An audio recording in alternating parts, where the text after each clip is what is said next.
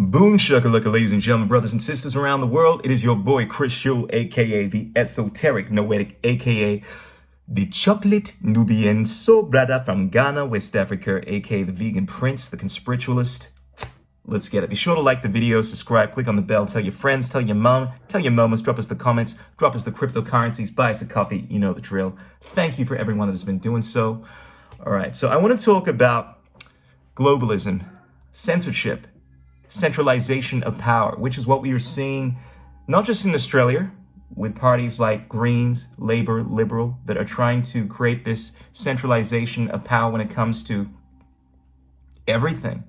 Freedom of speech has been eroded in the interest of not perpetuating misinformation. We're having censorship take place, not just in the interweb, not just through big corporations censoring what you can post in their platforms, but now in terms of what you can say publicly. We have people getting arrested for expressing false ideas.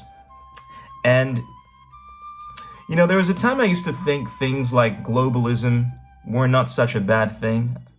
There was a time I used to think communism wasn't a bad thing, but then I got older, I got wiser, and I realized that essentially it takes away the most important aspect of what it means to be a human being, choice, which is related to your ability to decide how you govern your own life, free will. It is sacrosanct. It is at the Atman, at the heart, at the atom seed of being a sentient being. You know, all beings are entitled to this. Freedom is the birthright of all sentient beings, as my man Optimus Prime once said. Why are we fighting to save the humans? They're a primitive, violent race. Were we so different? They're a young species. They have much to learn. But I've seen goodness in them. Freedom is the right of all sentient beings. And when we see systems that are taking away choice, bringing about more centralization, that's when we have problems. That's the problem with communism. That is the problem with globalism, centralization of power. Who gets to decide what you can say? Well, not communities, not the individual, but essentially one large enterprise. And this is where we're moving towards. And in Australia specifically, the Labour and Liberal are planning to introduce legislation that will give Australia's media watchdog more regulatory power over tech companies who fail to meet the standards of a voluntary misinformation and disinformation code of practice. Under the code, misinformation is defined as false or misleading information that is likely to cause harm. And it's always this philosophically flawed notion of one, likely to cause harm. We can't definitively say that. And of course, it leaves these governments, these big corporations, being the arbiters of whether or not they think something is likely to cause harm. So, hey, you've said something we don't like, we think it's likely to cause harm. Oh, you've said something we like? It doesn't matter. We don't think it's likely to cause harm. It's incredibly subjective. And then, of course, who gets to decide what is misinformation? Classically speaking, we did have a standard based off of the natural law. We have a standard where if you incite violence, the initiation of violence, force, or fraud, that would be grounds for you doing something that's wrong that can be punished through the legal, the lawful system. But now we're essentially saying, well, you simply just have to say something that we think is wrong. Who cares about whether or not it's in line with freedom of speech or whether or not it's directly inciting violence or it has resulted definitively in the loss of someone's person or property, what we typically have defined as fraud? No, we just think that your idea or what you've said is wrong, and now we are going to incarcerate you because of it. We've reached a point now where people can't even state objective truths. Saying that there are only two sexes is something that would be considered in many parts of the world as misinformation and punishable by imprisonment.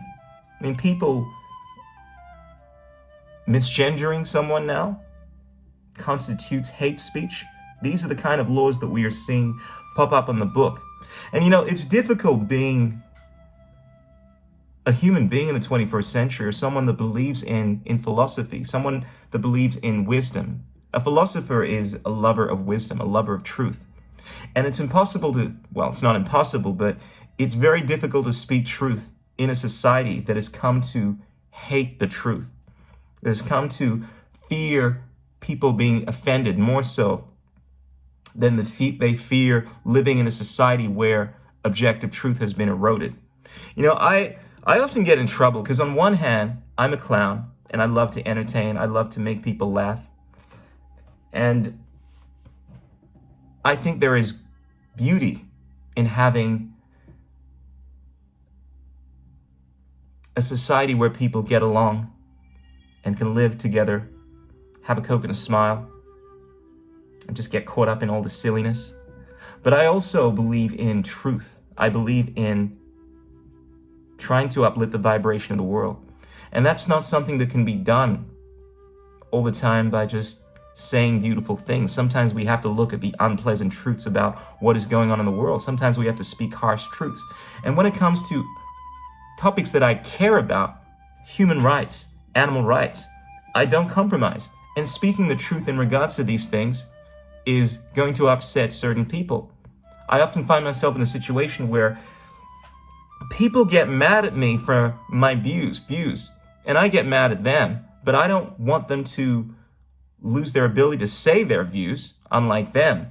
People get frustrated when you tell them that they don't have a right to force you to undergo experimental gene therapies.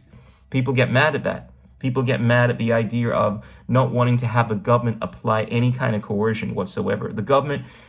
Governments essentially should have no role in doing that. Of course, they'd cease being governments by the definition that we are using. But any government that wants to essentially act as an authority and control what you do is an evil government, is an enterprise that should be abolished. There's nothing wrong with having some kind of covenant, having a system where a trust where you've trusted certain people to uphold the natural law, but a hierarchical system where these people, these individuals, these entities get to rule over you is only going to get more and more corrupted.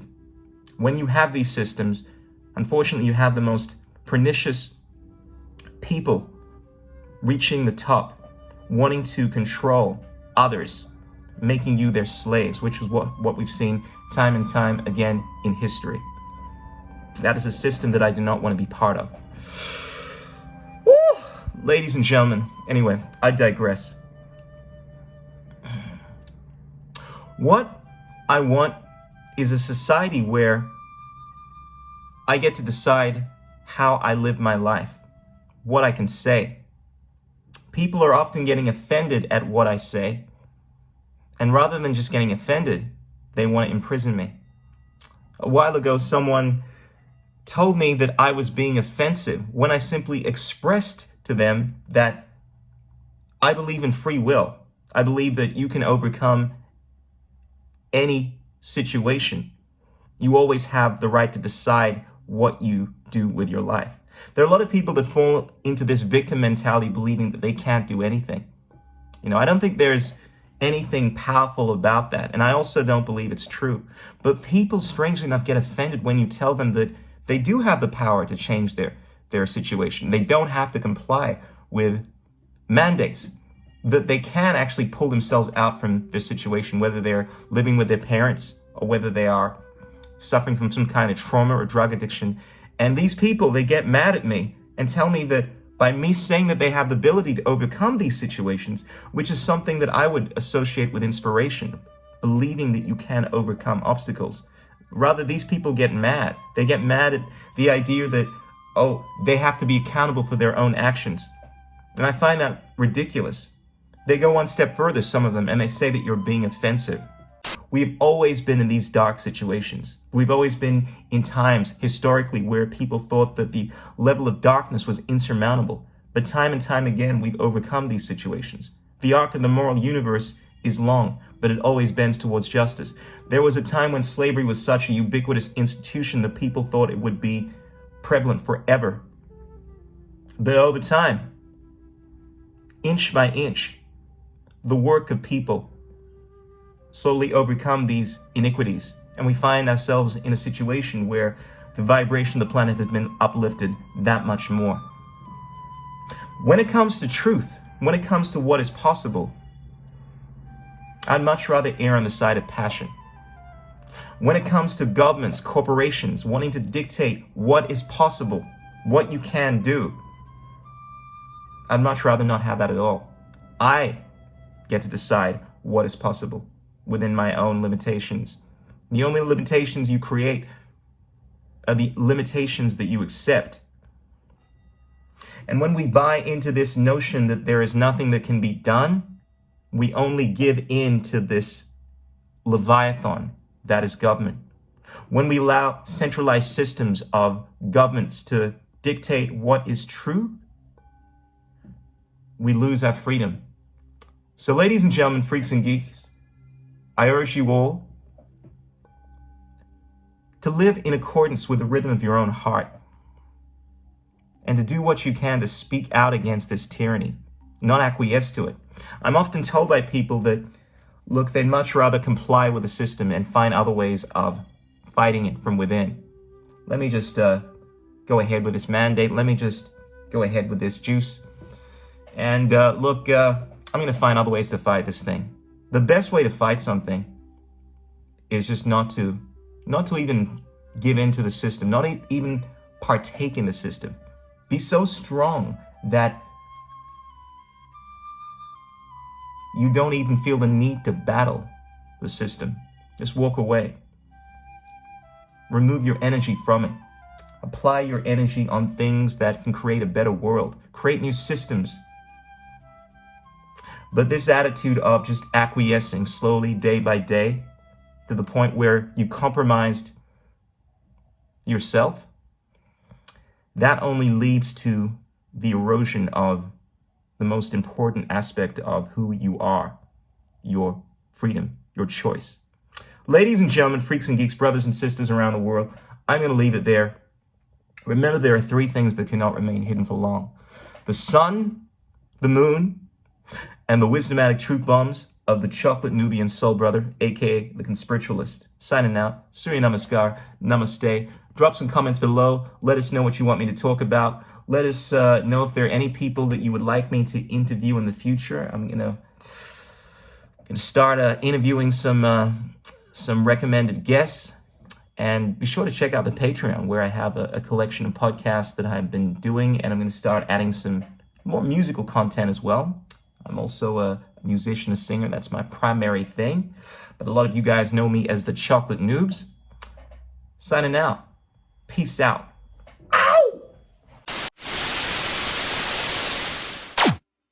What is liberty? What the?